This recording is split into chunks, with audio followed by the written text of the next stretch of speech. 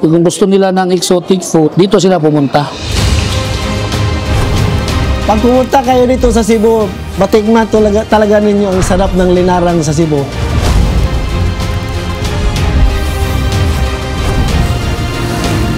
Mura at saka masarap. Panoorin nyo ang luto ng linarang dito sa Cebu sa Tikim TV.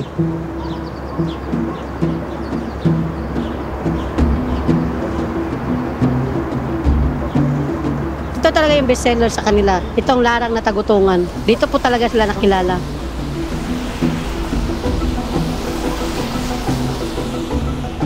Iba.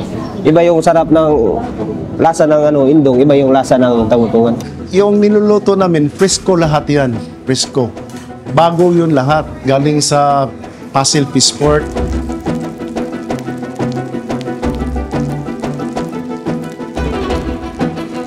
Pag pumunta ka dito, wala kang ganang kumain. Pagdating mo dito, aakyat ang gana mo. Lamig yun. Masarap. Iba siya kaysa sa iba. Satisfied ka sa pagkain mo. Yun lang ang masasabi ko. Talagang satisfied ako. Tingnan mo, pinapawisan talaga ako. Galing ng Amerika, kahit saan sulok ng mundo, papuntahan talaga dito yun nila. Ganon ka kilala ito.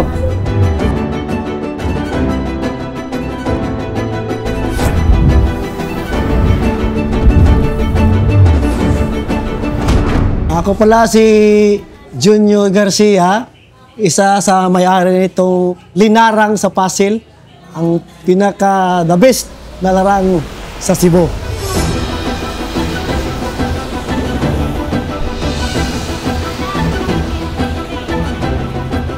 Dito lang sa Passil. Dito sa Passil. Dito nyo po patatagpuan yung mga masarap na pagkain dito sa Ismin Carinderia, located at 32 El Flores Street, Passil, Cebu City.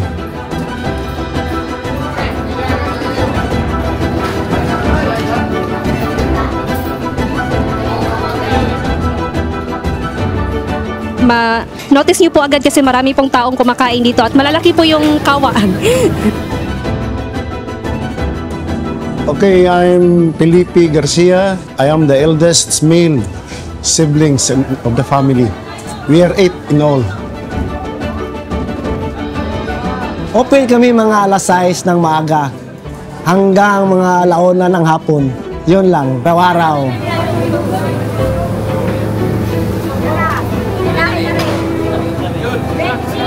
Pag hindi masarap, walang bayad. Pag hindi pinapawisan, wala ding bayad.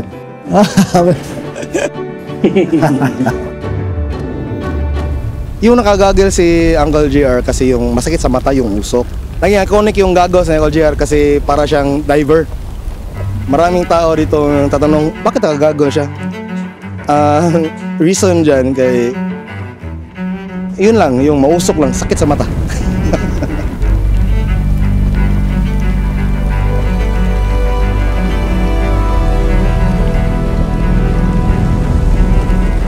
Gisal, mag-gisa lang ng bawang, luya, tamatis, saka sili espada. Yun ang unang gagawin namin.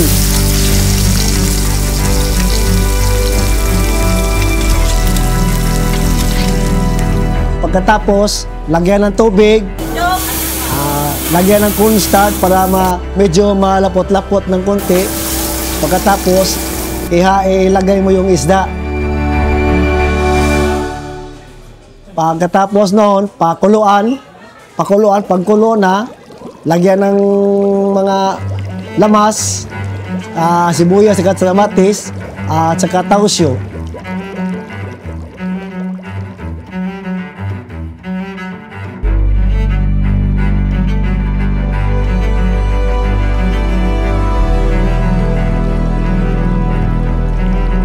Yun, maghintay naman tayo para pakulo naman. Pagkatapos, dyan na natin titimplahin yung yung linarang.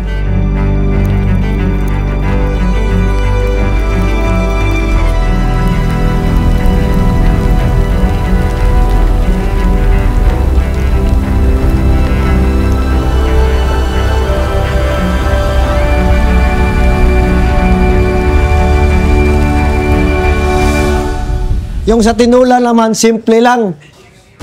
Simple lang tinula.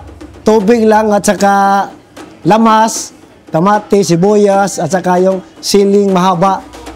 Pagkatapos, ilagay yung isda, pakuluin, saka na natin tinimplahan. Yun ang kaiba sa tinula at saka linarang.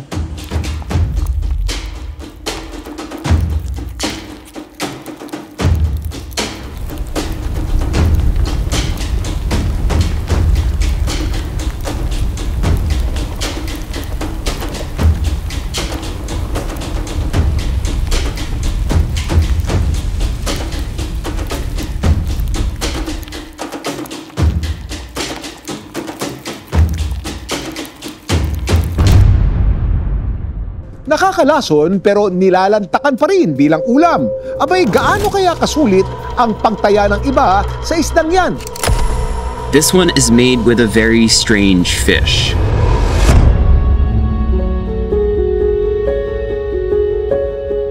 Yung tinatakutan nila yung isda, hindi yun, mali. Yun ang, puffer fish. Yung niluto namin, porcupine fish. Hindi ko makain ng tao yan kasi natatakot. Kasi inisip nila, lason. Kaya, sinubukan ng tatay ko yan, masarap pala. Kahit nakakaparalisa raw o nakamamatay. Ang tagutongan o porcupine fish, isang matinik na isda na kadalasang inihahalin tulad sa nakalalasong butete o puffer fish. Hindi, delikado yan. Yung papel ang delikado.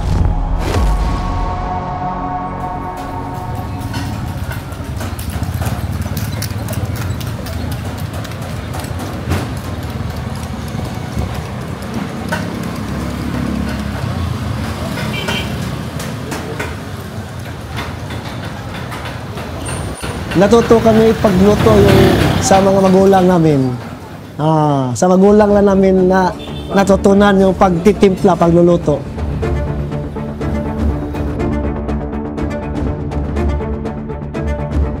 Dahil sa timplada mula pa sa mga parents namin, nasunod namin yung timpla niya. Ito, ang may-ari nito, anak na. Yung ina nila, wala na. Sila na ang sumusunod sa timpla. Minana pa ni Tessie ang recipe nito sa kanyang mga magulang na sina Ising at Meni. Minana namin sa mga magulang namin. Makita maguna sa ubang namang customer nga mong pagluto, nagit sa ilang atubangan in front of them. This is just the craziest setup, cooking on wood fire too. Yeah, you get the heat coming, the smoke. Dahil sa kahoy, mausok. Makita talaga nila lahat yon. Sa tindahan namin, yung authentic kahoy pa rin ang ginagamit namin. Di pareha sa iba na yung mga shilling lang. Dito, authentic. Maraming magpipila dyan. Parang araw-araw fiesta. Talagang maraming tao. Pag marami, mga 11 at saka 11 hanggang 12. Yun ang pinakamarami dito. Tapos marami na po talagang tao pumupunta dito. Tapos sobrang sarap po. Solid na solid. Bumabalik ako dito. Palagi ako balik dito. Dito ako kakain. Ganun kasarap. Dahil binabalik-balikan po.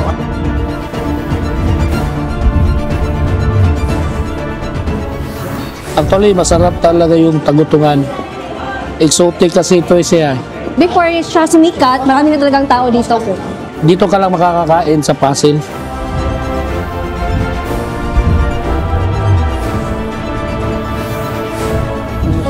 Mula noon hanggang ngayon, parehas pa rin yung taste. Hindi nagbabago. Yung ko, anong sikreto nila?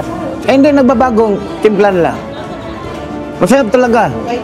Sa balik-balikan.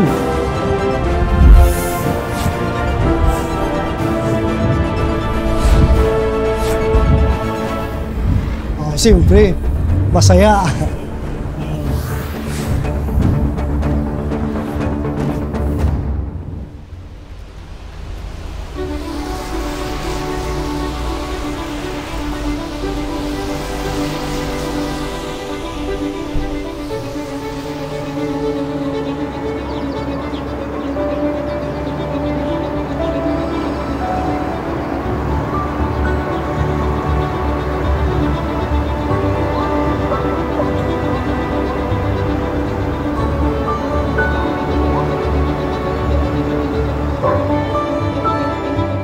Yung mga customer namin are all walks of life, from janitor, manager, military, kahit sinong tao papasok dito.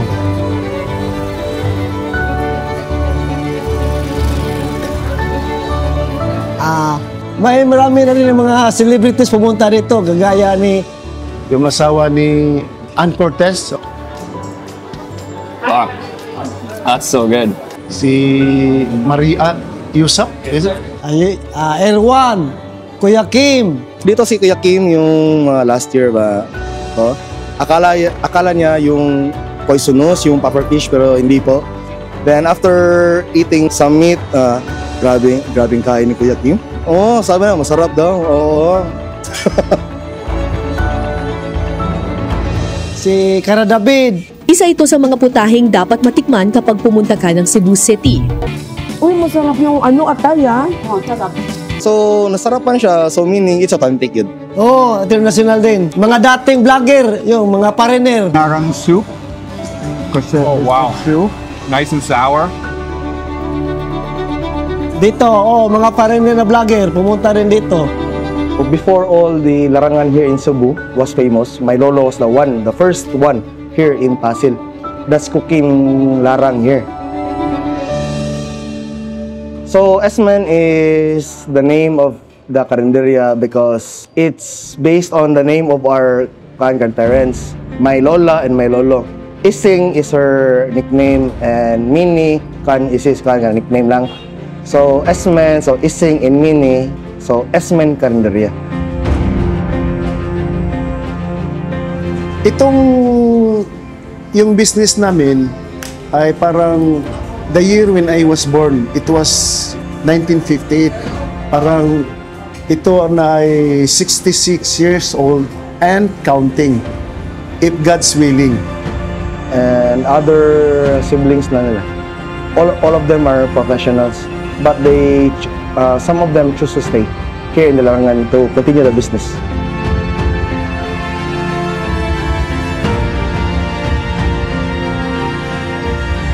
From till 1960s till now, nandito pa rin kami and still going strong.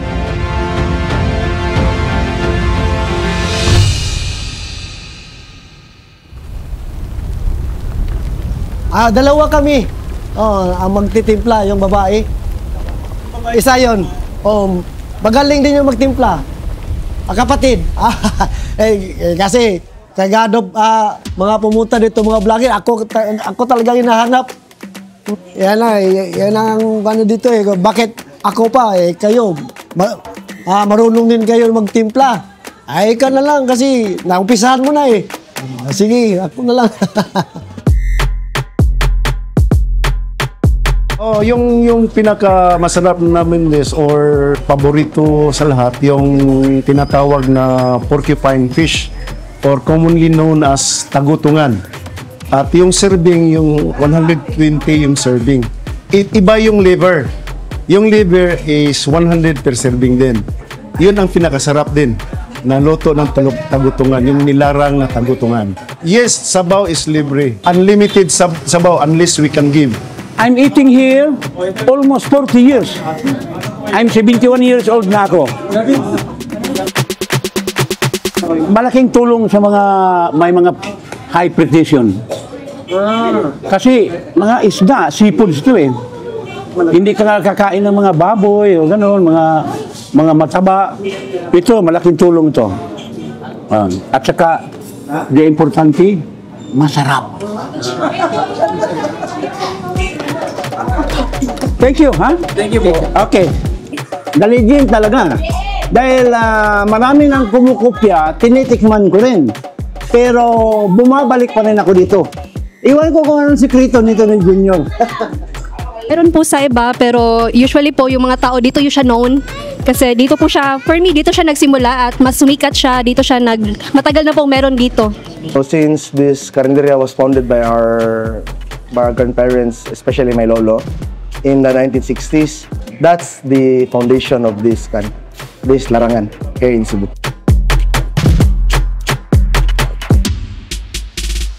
I really don't know how to describe the taste, but just try, and then you can just explain it by yourself. Yung lasa niya, paano ba i-explain? Isda pa rin siya. Kung sa baga sa Tagalog, sinigang, pero ito ibang version to.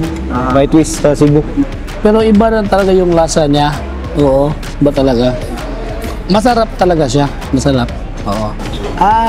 Masarap talagang timpla na dito. Lasa talaga yung sabaw nila. Iba sa lahat. Parang sweet na savory na type na taste. Tapos malambot pa rin yung mga laman niya. Ganun lang sarap yung panimpla na dito. It's like a punch of flavor, like it's savory. Yung lasa niya is balance lang siya sa asim at saka yung alat. At saka yung isda niya is hindi mo talaga maamoy yung lansa. Kasi tama yung pagkakaluto. Okay yung timpla, sarap ang sabaw, sulit. Sabaw pa lang na, super ulam na, sabaw sulit na.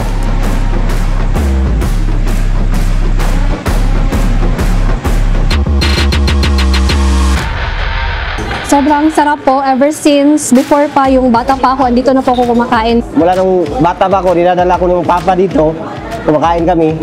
Yung lasa, hanggang ngayon parehas pa rin. Kaya,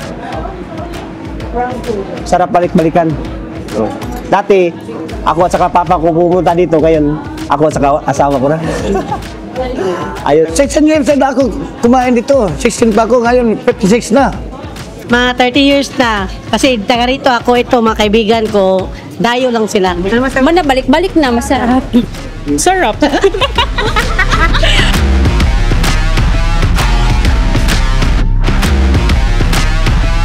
Nagpasalamat ako sa lahat ng mga, lalo na sa mga customer namin.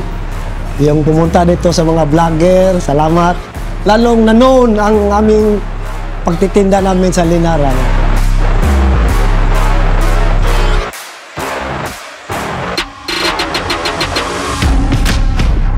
Especially kung yung sabaw niya, pinaparisan ko ng mais na kanin. Yun ang masarap. At hanggang ngayon, na-enjoy natin itong kanilang version ng kanin na gawa sa giniling na mais. Lami siya ipari sa mais. Kuan, kani siya ang mais kay mura siya kuan kani kanon sa mua. Oo.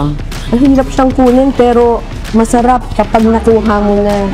Okay, ang tamang pagkain ng tagutungan or we call it porcupine paste is you have to dismantle it thoroughly kasi yung laman doon nasa loob ng mga buto-buto.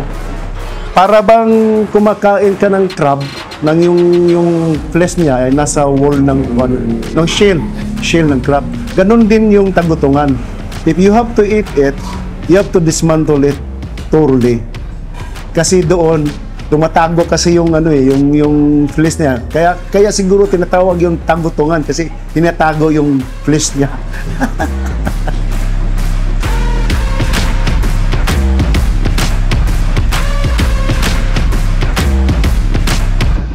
Yeah, nasabi na yun ni Kuya Kim, hindi daw kumpleto yung na pumunta ka ng Cebu nang hindi ka nakapunta dito ng Ismin Carinderia. Kaya punta kayo dito. Talagang masarap yung pagkain namin dito. Akong gibita tanan katong mga tao nga wala pa makari sa among Linarang, ari mo diri kay dili mo magmahay. Masarap. Pag hindi masarap, walang bayad, money back guarantee. Ng lahat ng mga customer na punta dito at saka nasarapan, maraming salamat po. At ibalita nyo lang sa iba para din sila makatikim ng sarap na niluto namin dito sa Pasil.